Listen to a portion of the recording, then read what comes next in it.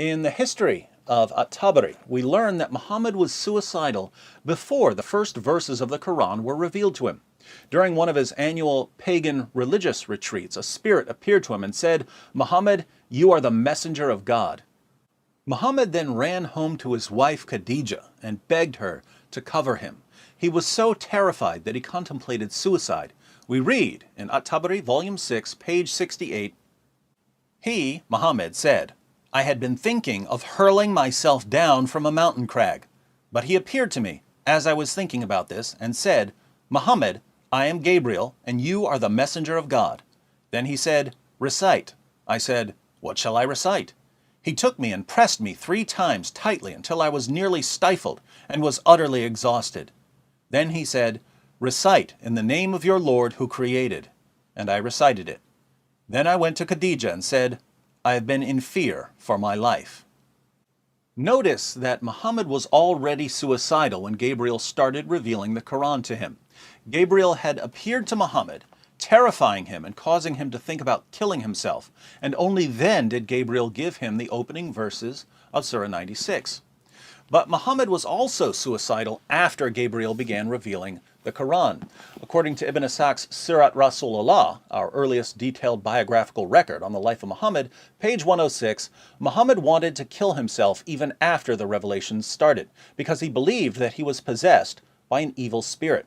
Muhammad was having a nightmare about a spirit physically attacking him and forcing him to recite verses of the Quran. When he finally agreed to recite the verses, the spirit that attacked him said, "Read, in the name of thy Lord who created man of blood coagulated. Read, thy Lord is the most beneficent, who taught by the pen, taught that which they knew not unto men." Muhammad narrates, "So I read it, and he departed from me. And I awoke from my sleep, and it was as though these words were written on my heart. Now none of God's creatures was more hateful to me than an ecstatic poet or a man possessed. I could not even look at them. I thought, woe is me, poet or possessed.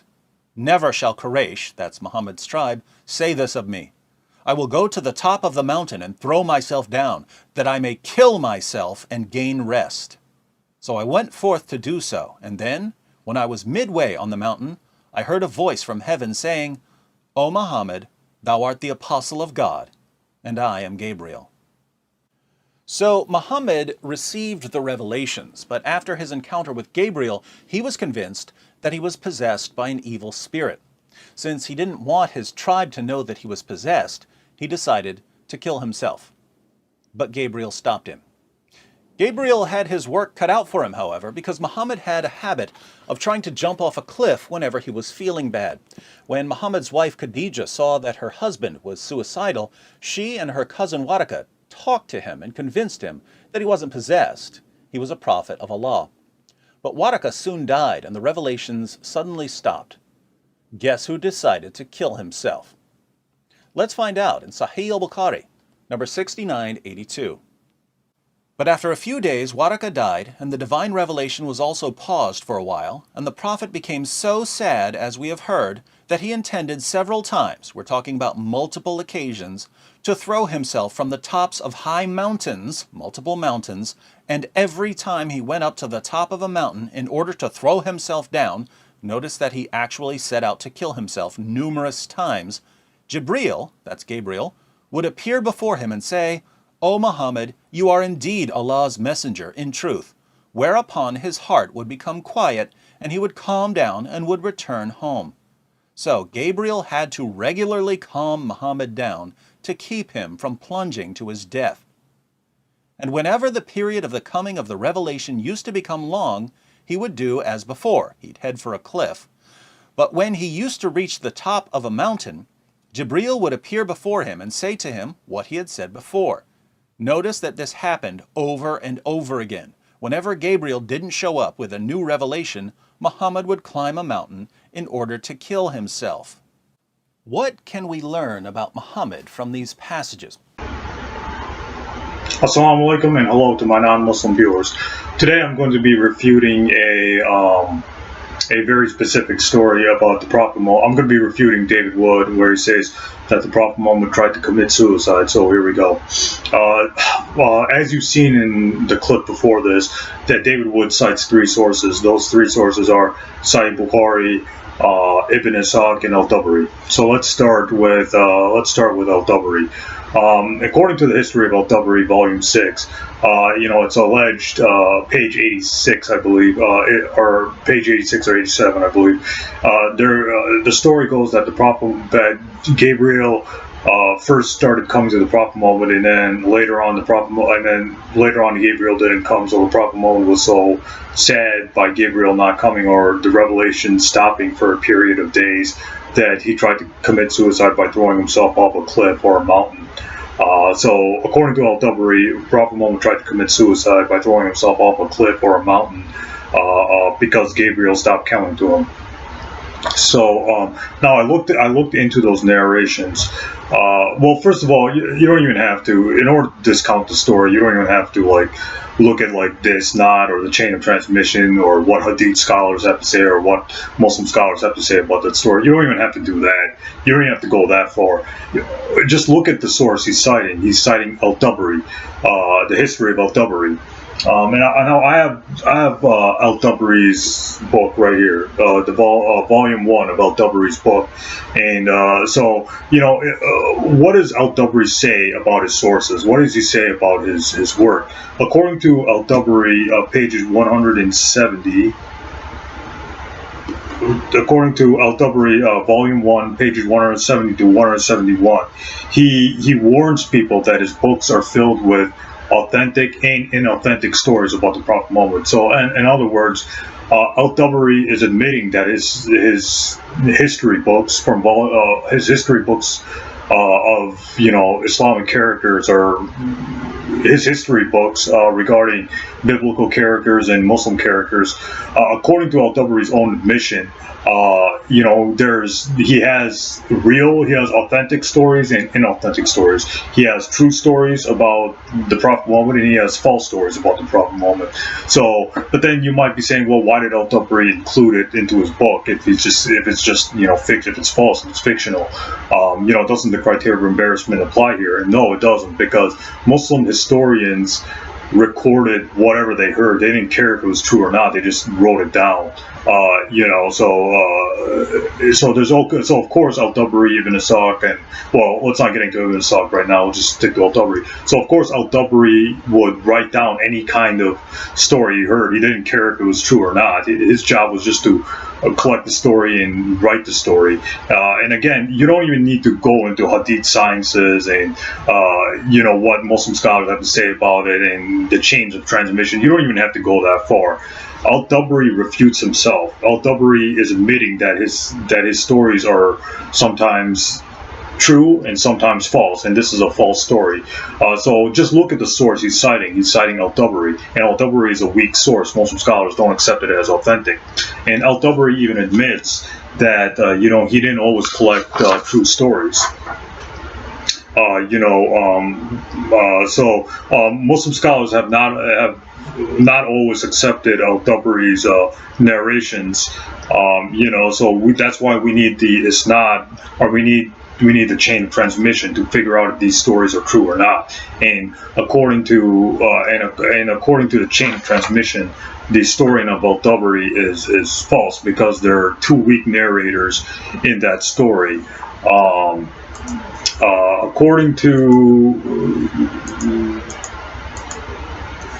According to several Muslim scholars, there's weak chains of transmission in Al-Tabari's book. For example, he says the story was learned from Muhammad ibn Ishaq, from Wahb bin Qasan, from Al-Zubair. So the chain of transmission includes people who are weak. So the weak narrators are Ibn Humayd and Muhammad al-Razi, who are very weak narrations. And a group of scholars have also declared him a liar. So you have these weak chains of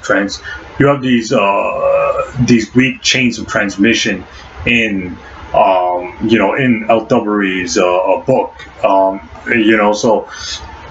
So that means that the story is not true, because there's according to Islamic sciences, we have something called a isnad, or a chain of transmission, and that chain of transmission in that suicide story is weak. There are weak narrators in there, so this discounts the discounts the suicide story. Well, what's the second source he cites? The second source he cites is this book, Ibn Ishaq, The Life of Muhammad,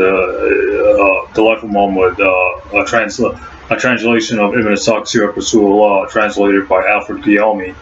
And the story is found on page 106. So let's look at the chain of transmission, since that's the way how we find out if there is a true or false story about the Prophet Muhammad.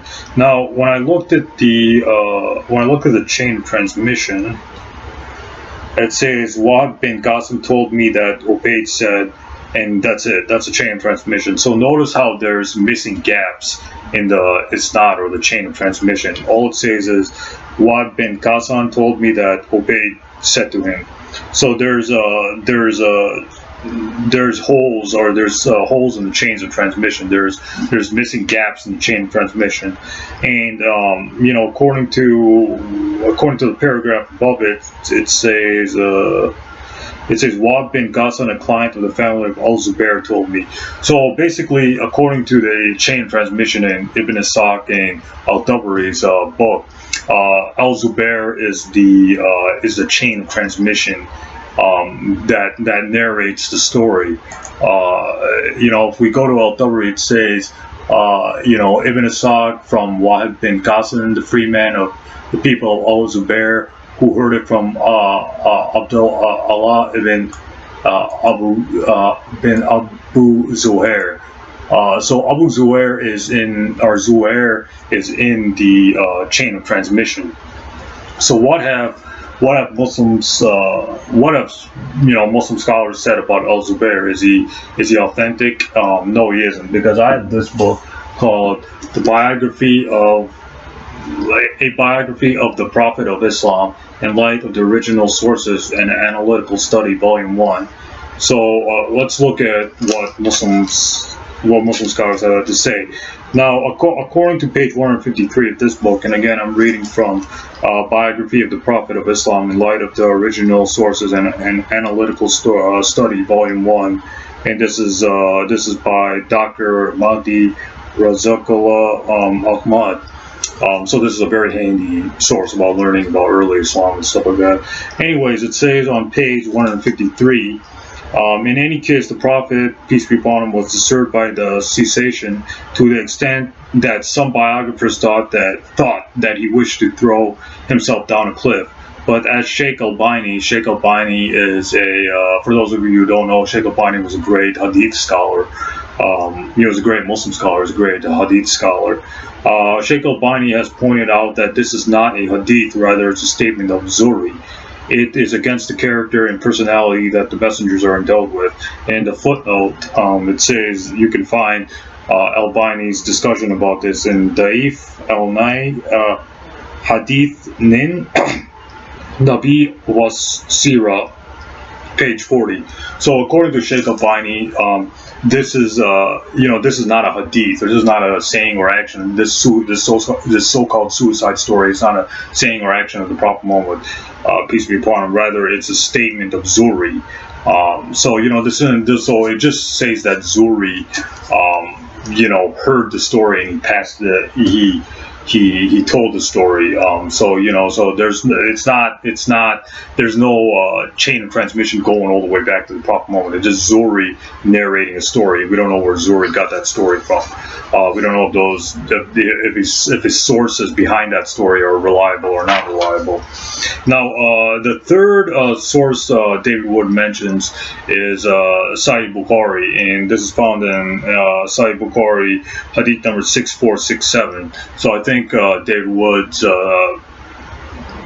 I think what he's trying to say is, even according to Muslims, most trusted source, which is Sahih Bukhari, Prophet Muhammad tried to commit suicide, thus that story has some credibility behind it. And is that the case? No, it isn't.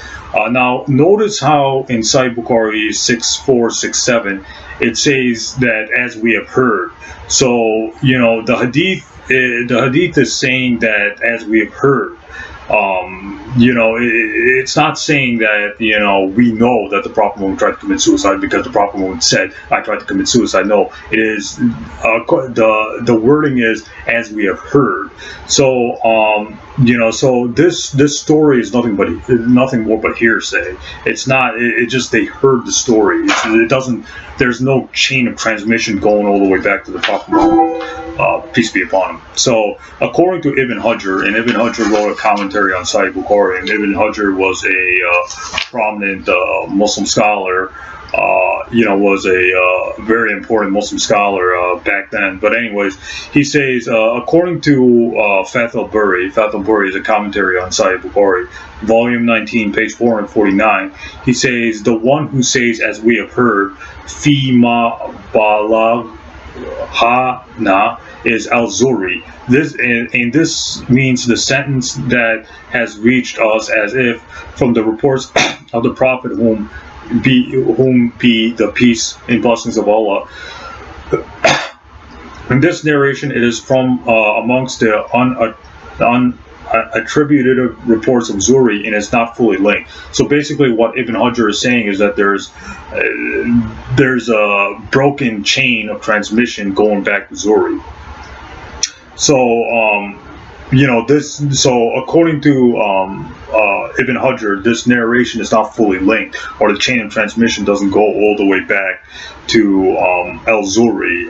It just says al-Zuri heard the story. It doesn't say, there's a chain of transmission going all the way back to Zuri, and then that Zuri got the story from sources directly or related to the Prophet Muhammad. So the story is not the Prophet Muhammad, tried to commit suicide, and then he told some reliable people, and then those reliable people told Zuri, and then Zuri, passed the story from the chain of transmissions and the early hadith collections to Sahih Bukhari. No, it goes, Sahih Bukhari heard it from Zuri, and Zuri heard it from some unknown people. So that's basically the story.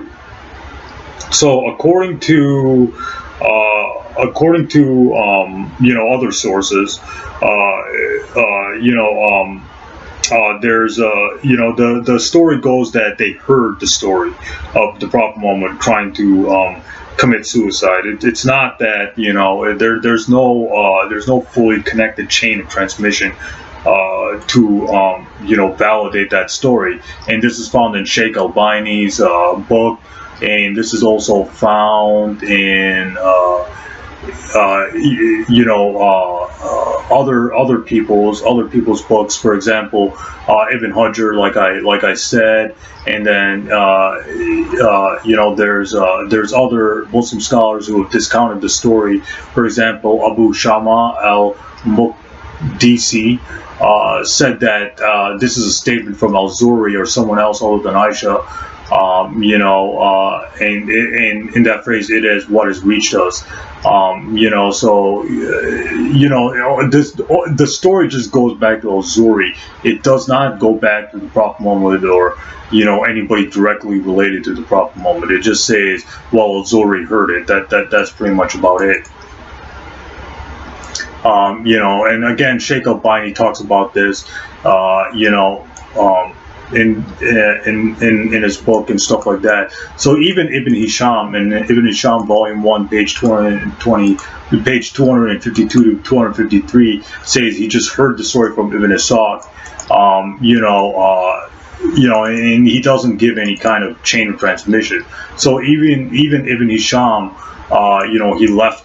he left out the narration, or he said even Ibn Ehteshaam admitted that the narration is weak. So, and this is found in Ibn Ehteshaam volume 1, page 4. So he thought that story was weak as well. And other people And other scholars have also said that that story is not authentic. It's not authentically reported and stuff like that. So again, I would just recommend to see why the story is false in Sahih Bukhari. I would just recommend reading Ibn Hajar's commentary, Fath al-Bari, volume 19, page 449, where he talks about how there's broken chains of transmission in that story. That the chain of transmission isn't fully linked, going back to al-Zuhri, going back to the Prophet Muhammad. And another thing is, just because it is true that that suicide story is mentioned in Sahih Bukhari, but in the footnote of Bukhari, in the original Arabic book of Bukhari, in the footnotes, Bukhari admits that that story is weak, or there's missing links in that chain of transmission, and so even Bukhari, who Sunni Muslims, which is like what 85% of the Muslim population, or 90% of the Muslim population, so a majority of Muslims follow. The Orthodox Sunni Muslims follow Sahih Bukhari, and even these subsect of these other subsect of Islam of Muslims follow Sahih Bukhari. Anyways, Bukhari admits that there's some hadith in his books that have weak chains of transmissions and stuff like that. So most of Bukhari's hadith are correct. That's true, but sometimes Bukhari admits that there are a few hadith where there's broken chains of transmission, and according to the Arabic book version of Sahih Bukhari, this is a broken chain of transmission. This story has a broken chain of transmission, or there's broken links in that chain of transmission. So this story is false. There's no reliable source that talks about Prophet Muhammad trying to commit suicide and stuff like that. There's all the sources that say that the Prophet Muhammad tried to commit suicide is false. And Prophet Muhammad was confident that he is the messenger, that he is God's messenger, and Allah will never neglect him. We read in Sahih Bukhari, hadith number 4842, that the Prophet Muhammad said, "I am Allah's messenger, and Allah will never neglect me." That means that God will always be there with the Prophet Muhammad, protecting the Prophet Muhammad, and things like that. So the story of Prophet Muhammad trying to commit suicide is false. David Wood is just appealing to weak sources like Ibn Ishaq al-Tabari, and he's not reading what Muslim scholars say about the chain of transmission that Sahih Bukhari hadith. Well, you might be saying, well, why do we have to follow Muslim scholars? Because the Quran says follow the Prophet Muhammad. The Prophet Muhammad said follow Muslim scholars, and the Prophet Muhammad said the best generations would be the three generations that come after him.